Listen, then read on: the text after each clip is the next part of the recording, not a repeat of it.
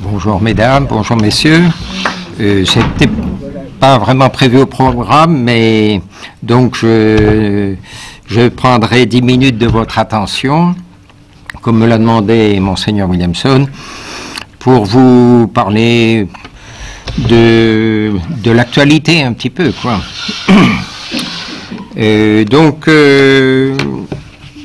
D'abord le séminaire, puisque Monseigneur Williamson lui a rendu visite il n'y a pas longtemps, et il était satisfait, n'est-ce pas, du groupe de jeunes qui sont là-bas. Ils sont 15 actuellement, et donc sous la direction de l'abbé Salnave, de l'abbé Trincado, et bientôt de l'abbé Morgan, qui était auparavant supérieur du district d'Angleterre de la Fraternité.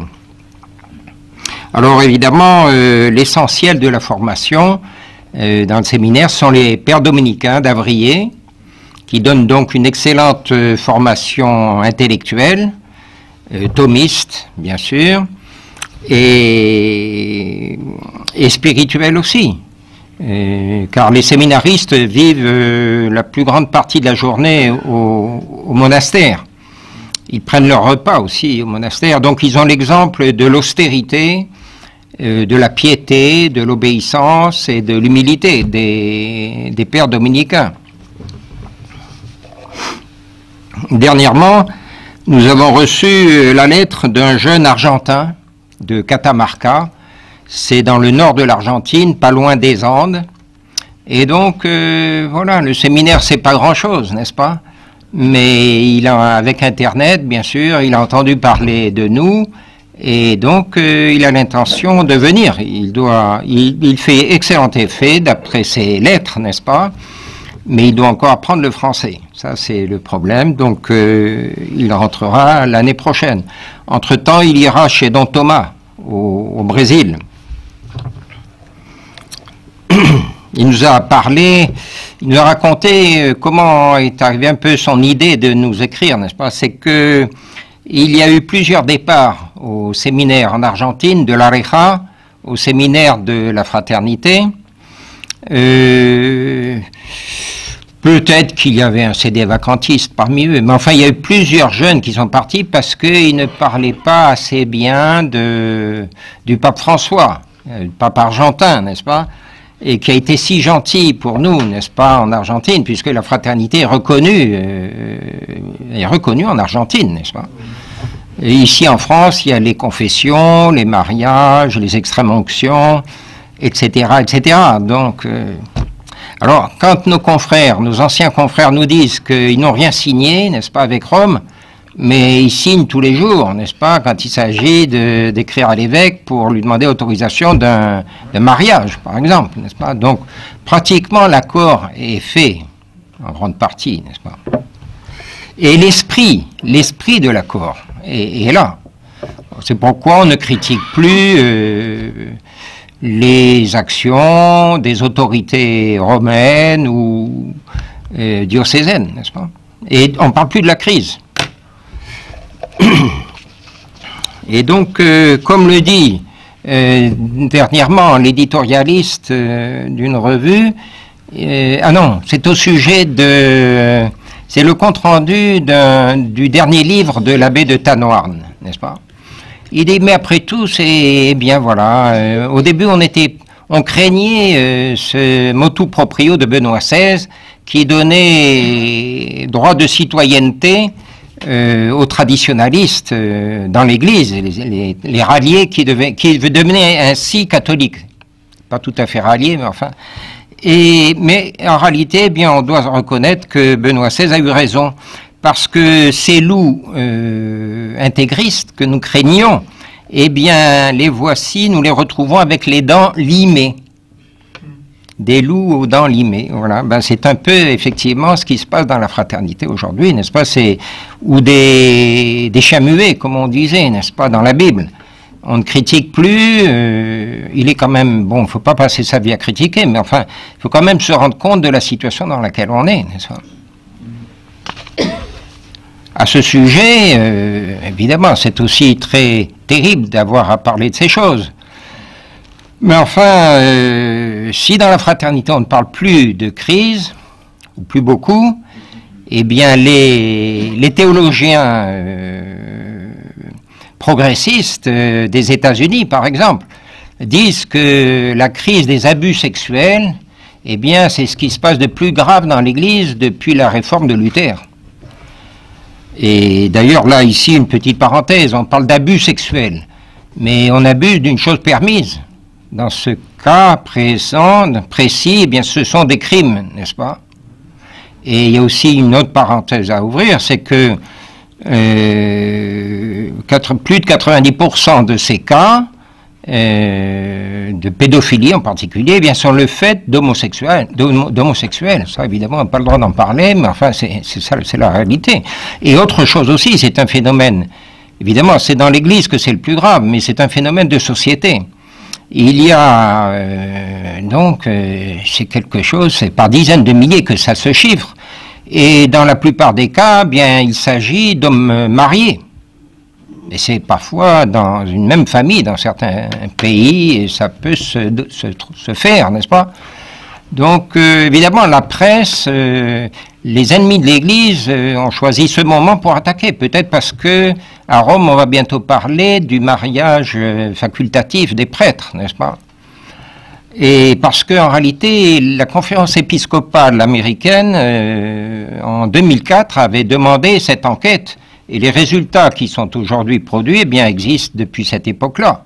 Or, c'est maintenant que les ennemis de l'Église ont choisi ce moment pour attaquer en grand. Et c'est évidemment terrible, très grave. On va avoir honte de sortir en soutane bientôt, n'est-ce pas? D'ailleurs, on se fait déjà insulter gravement, n'est-ce pas?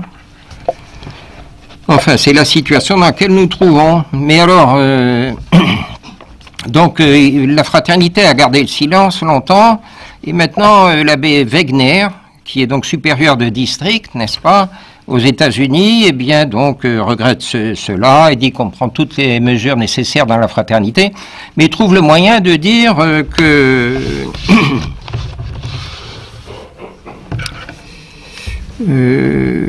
qu'en réalité, ce phénomène est plus profond qu'il ne faut pas en voir la cause dans le Concile Vatican II. Le phénomène est plus profond que cela.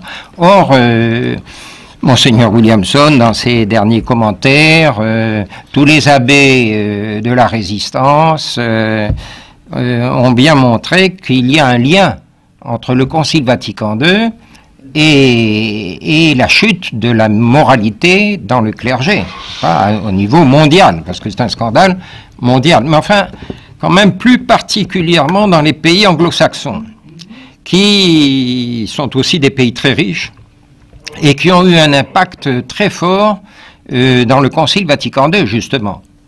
On se rappelle de ce livre du père Wilgen, le Rhin se jette dans le Tibre, n'est-ce pas? L'influence donc des pays anglo-saxons, mais aussi, bien sûr, la France, la Belgique, etc., sur le coup d'État au Concile Vatican II, n'est-ce pas? Alors, on pourrait dire, oui, mais enfin, ce Monseigneur Vigano, il a quand même mis un peu trop les pieds dans le plat, il a fait de garder une certaine discrétion. Mais quand on pense que ça fait 40 ans que ça dure, qu'il y a des milliers de cas aux États-Unis et ailleurs, eh bien, ça suffit. Et il a fallu donc ce scandale pour quand même que maintenant on prenne les choses en compte. Et le pape lui-même, le pape François, est impliqué dans cette histoire-là, puisque le cardinal de Washington, c'est quand même la capitale du pays, c'est un des hommes les plus importants aux États-Unis, a été impliqué d'une façon épouvantable dans tous ces crimes, et puis dans la dissimulation de ces crimes de la part de ses subordonnés. Eh bien, il avait été donc mis en quarantaine, pour ainsi dire, par Benoît XVI. Et c'est le pape François qui l'en a sorti, n'est-ce pas? Donc le pape est bien impliqué là-dedans, et sa popularité a chuté verticalement aux États-Unis, en particulier, n'est-ce pas? Mais tout cela est important parce que ça nous montre qu'avec le Concile Vatican II, bien sûr, c'est pas la seule cause, mais enfin une nouvelle religion s'est instaurée, Et quand on détruit la foi, eh bien on détruit la morale aussi. Mais comme la morale c'est quelque chose de concret, alors les gens se rendent compte d'une façon plus claire, plus évidente de la catastrophe. Mais en réalité, la faute morale la plus grave, eh bien, c'était l'abandon de la foi.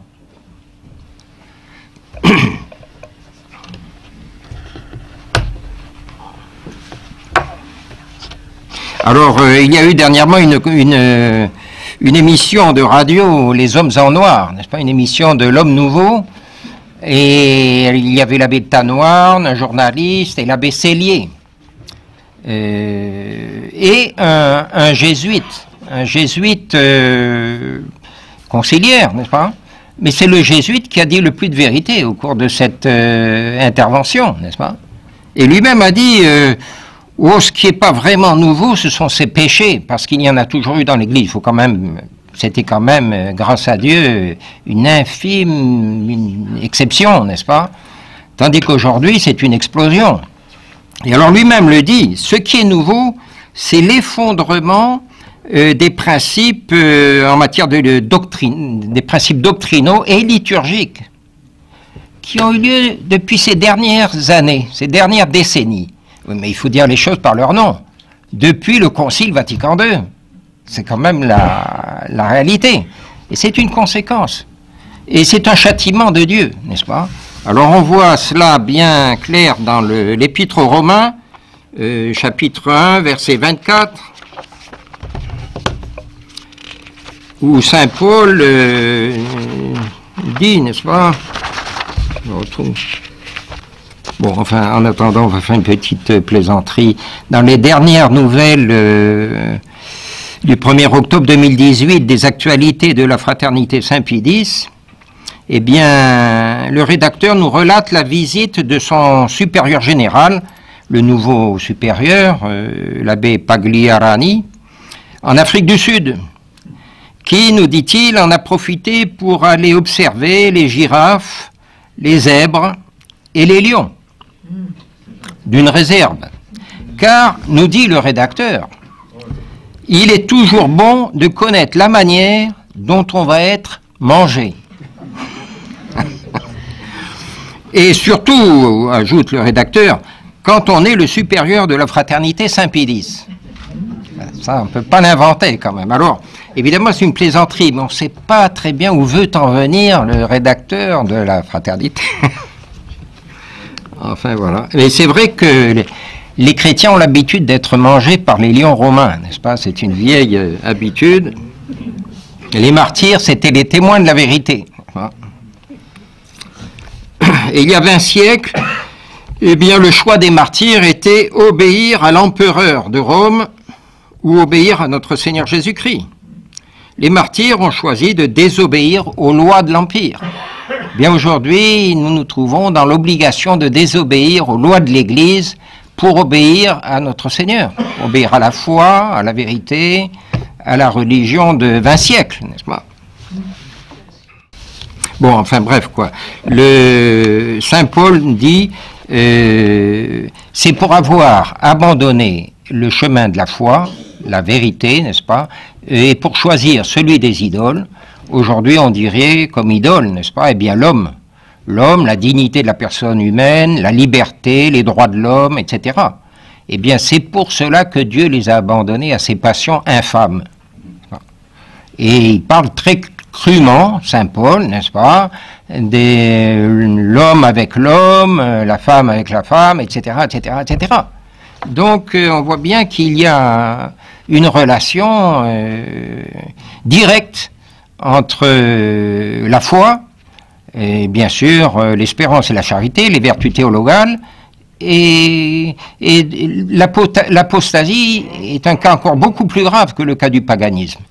Parce qu'on a abandonné la vérité, comme le dit saint Paul, que pouvons-nous offrir à ces hommes qui ont abandonné la vérité? Maintenant, qu'est-ce qui peut les convaincre maintenant, puisqu'ils ont tourné le dos à la vérité? Et alors, à ce moment-là, étant abandonnés de Dieu par leur faute, c'est eux qui ont abandonné Dieu, eh bien, le diable en profite, n'est-ce pas? Et c'est en plus une humiliation et une humilité. Saint Paul s'adresse d'ailleurs à des païens convertis. Et il leur dit, autrefois, vous en étiez là, à peu près.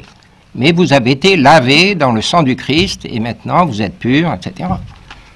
Mais donc, espérons, enfin, qu'au moins, un des effets, des bons effets de ces scandales, par accident, n'est-ce pas, eh bien, ce soit une prise de conscience et qu'il y ait vraiment une réforme, n'est-ce pas. Il s'est passé aussi qu'à la fin du Concile, les vocations ont chuté verticalement.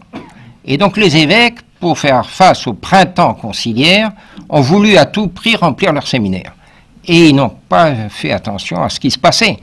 Et il y a aussi eu probablement des manœuvres. Aux États-Unis, par exemple, de nombreux évêques envoyaient leurs séminaristes voir un psychiatre avant d'entrer au séminaire. Alors si le garçon était normal, il lui conseillait d'aller se marier. Et s'il n'était pas intéressé par le mariage, alors il lui conseillait d'entrer au séminaire. Et voilà, le résultat aujourd'hui, eh bien, nous l'avons.